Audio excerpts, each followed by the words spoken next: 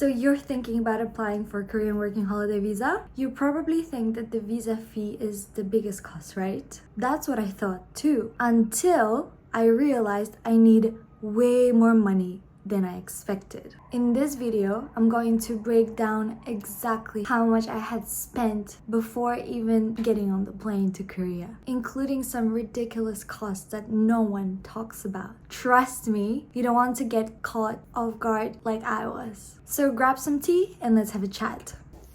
Hello, my name is Alex and welcome to my channel. I'm currently in Korea on a 2-year working holiday visa and I applied using my British passport. So everything I will be sharing is based on my experience applying from the UK. Let's get into today's video. Alright, let's start with the costs I expected and I actually budgeted for. First, we have the visa application fee. I applied at the end of 2024, so please double check if the same rates apply now. But for the visa application fee, I have spent €225 plus €60 for service fee, plus if you would like your passport with your visa to be delivered to your home, that's another €15 on top of that. So that's already like £250. Not too bad, right? But trust me, this was just a beginning. So now let's start nice and easy with the ones that are free. You need a visa application form, which you can find on the website. It's free, just print it.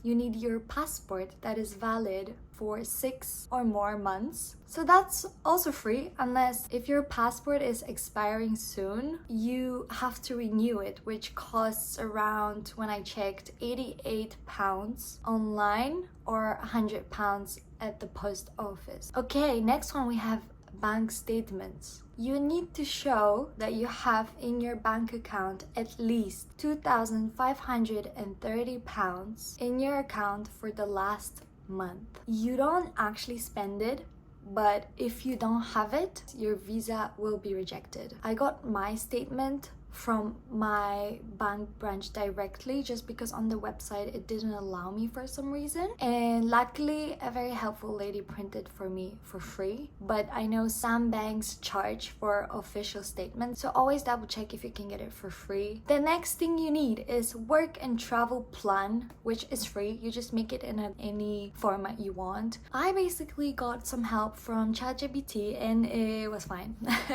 So yeah, this was mine. I just did it in like a table format.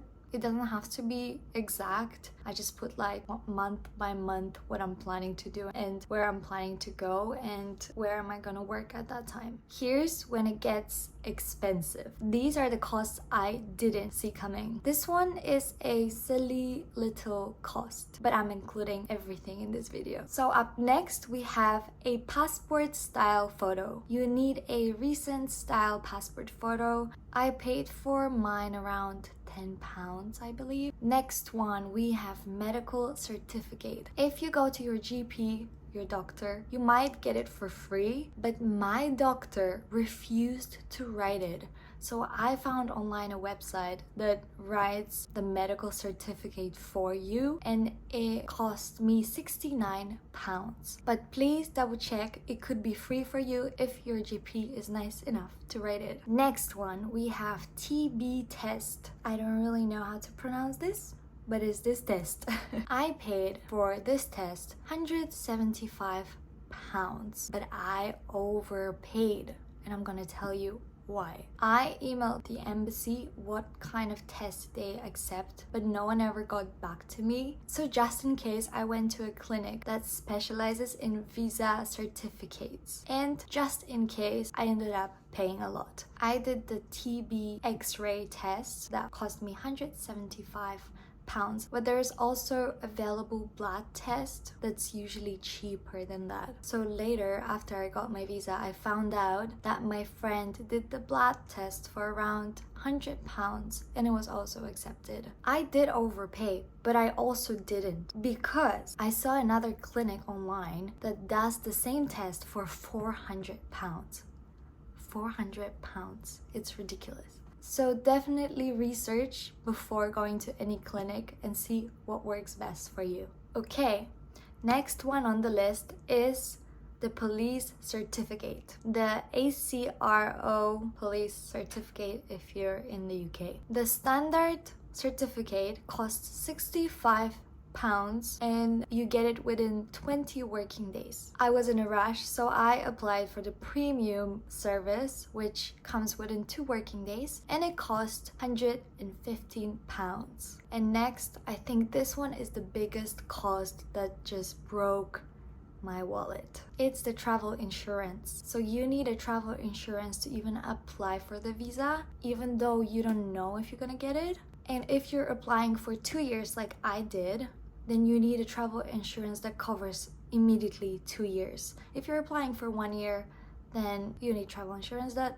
only covers for 1 year. I was really stressed about the travel insurance because not a lot of companies cover for 2 years. So I had a really hard time trying to find even the company that would cover my travel insurance. But thankfully I did. And it's actually not that bad. But if you're going only for 1 year, then definitely you'll have way more options than I did. So your travel insurance has to cover, let me read that, reparation, medical treatment, and hospitalization with a minimum of 40 million won, which is around 30,000 euro.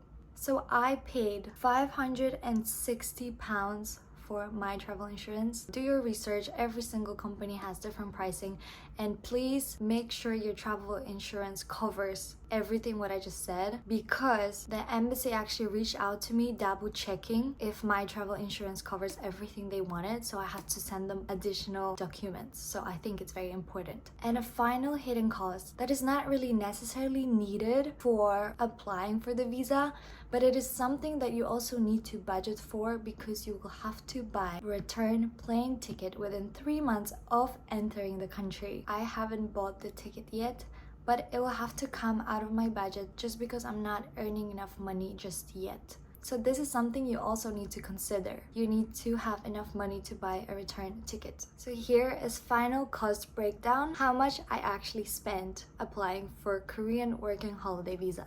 Not including any flights, I have spent £1,175 plus the 2,500 something that has to sit in your bank account. That's total of £3,705 needed to even apply for a Korean holiday working visa.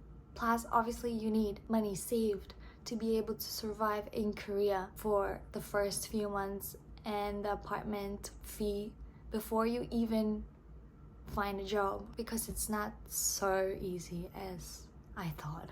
But that's gonna be in another video. So final tips and advice so you can save up a little bit more money. First of all, look for cheaper TB tests. Don't overpay like I did. It's okay to do the black test. They also accepted. Get insurance quotes early and make sure it covers what the embassy needs.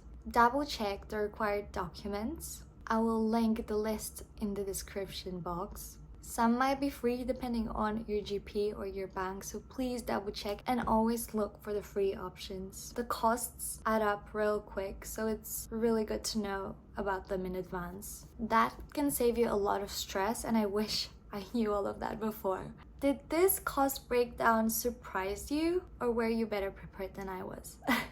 Let me know in the comments, would you still apply knowing these costs? If you have any questions or if you need help with finding a specific document, drop a comment and I will be happy to help. Subscribe if you haven't already and check out my other videos. Thank you so much for watching, and I will see you in the next video. Bye!